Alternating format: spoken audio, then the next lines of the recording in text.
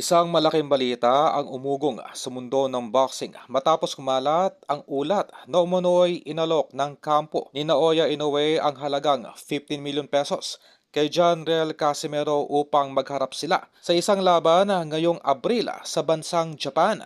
Ayon sa mga impormasyong nagmula sa malalapit na source sa negosasyon, layunin ng naturang alok na matuloy ang matagal nang hinihiling na sagupaan ng dalawang kilalang boksingero sa Asia.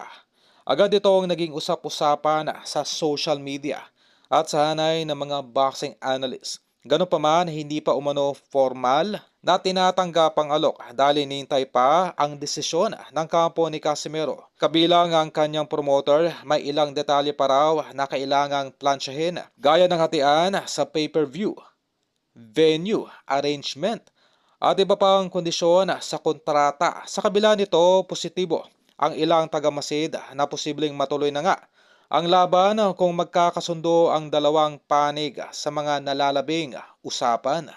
Kung sakaling matuloy, inaasahang dadagsa ang mga tagahanga sa Japan upang saksihan ang inaabangang bakbakan. Kilala si Inoue sa mga pinakadelikadong knockout artist, habang si Casimero naman ay tanyag sa kanyang agresibong estilo at tapang sa ibabaw ng ring.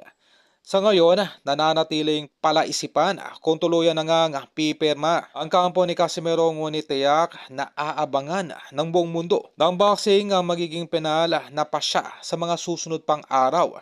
Ganun pa man, mula po sa ating nakuhang impormasyon, ang pinakapakay ng manager nitong si Naoya Inoue ay mabigyan ito ng isang exciting na tune-up fight. At kanila pong nakikita na isa itong si Cuadro Alas na gagawing tune-up fight di umano ng kampo nitong si Inoue.